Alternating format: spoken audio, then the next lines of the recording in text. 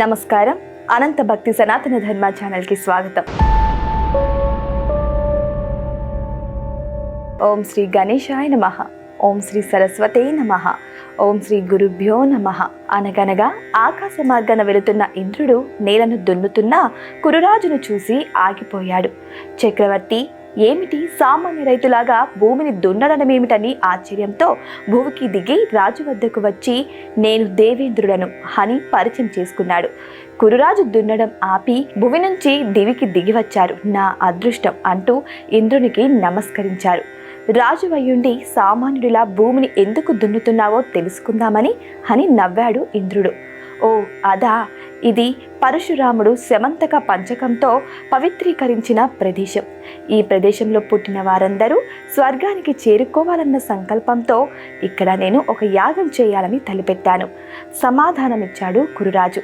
పాపపుణ్యాలతో సంబంధం లేకుండా కేవలం ఈ ప్రదేశంలో జన్మించినంత మాత్రానే స్వర్గమా? నీ కోరిక చిత్రంగా, అసమంజసంగా కూడా ఉంది అని ఇంద్రుడు భృకుటి ఆశ్చర్యంతో పైకి లేచి ఆగ్రహంతో ముడిపడింది. చిత్రమేముంది ఇంద్ర, మీ దేవతలందరూ కేవలం జన్మ మాత్రం చేతనే స్వర్గవాసం చేయడం లేదా అంటూనే ఇంద్రుడితో తనకిక పని లేనట్టు నాగలి దున్నే పనిలో లీనమయ్యాడు కురు. ఇంద్రుడు అమరావతికి వెళ్ళిపోయాడు. కురురాజు తలపెట్టిన యాగ సంకల్పం గురించి సభలో చర్చించాడు. ఇది ఏమాత్రం వాంఛనీయం కాదు మహేంద్ర. స్వర్గ ప్రాప్తికి జనన ప్రదేశం అర్హత కారాదు.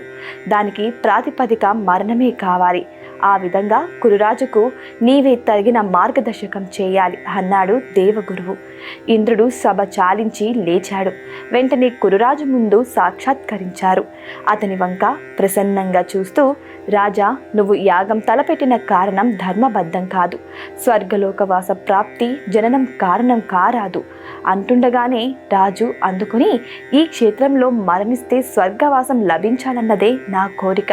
అంతకు మించి మరేమీ లేదు మహేంద్ర అంటూ చేతులు జోడించాడు. నీ కోరిక సహేతుకమైనది కాబట్టి నేను నీకు తప్పక వరం ఇస్తాను కురురాజా. ఈ క్షేత్రంలో ఉండి పుణ్యకార్యాలు చేస్తూ ఈ క్షేత్రంలోనే మరణించిన వారు, యుద్ధంలో వీరమరణం పొందిన వారు కూడా స్వర్గవాసానికి అర్హులవుతారు. అంతేకాదు, ప్రజాక్షేమం కోరిన నీవు యాగం తలబెట్టావు కాబట్టి ఇకపై ఈ ప్రదేశం నీ పేరుతో కురుక్షేత్రంగా ప్రసిద్ధికెక్కుతుంది. ఇది సురపతి వరం అంటూ చిరునవ్వు నవ్వాడు ఇంద్రుడు. అలా ఆ క్షేత్రం ఆ రాజు పేరుతో కురుక్షేత్రంగా ప్రసిద్ధికెక్కింది. ఆ క్షేత్రంలోనే మహాభారత యుద్ధం జరగడం తెలిసిందే. చిత్తశుద్ధితో నిస్వార్థంగా మంచి పని తలపెట్టిన వారి పేరు చిరస్థాయిగా నిలబడుతుందన్నదే ఇందులో నీతి. సర్వే జనా సుఖినో భవంతు. వృక్షో రక్షతి రక్షితః. వృక్షాన్ని రక్షించండి, వృక్షం మిమ్మల్ని తిరిగి రక్షిస్తుంది. ఇలాంటి మరిన్ని వీడియోస్ కోసం చూస్తూనే ఉండండి మా అనంత సనాతన ధర్మ ఛానల్ని.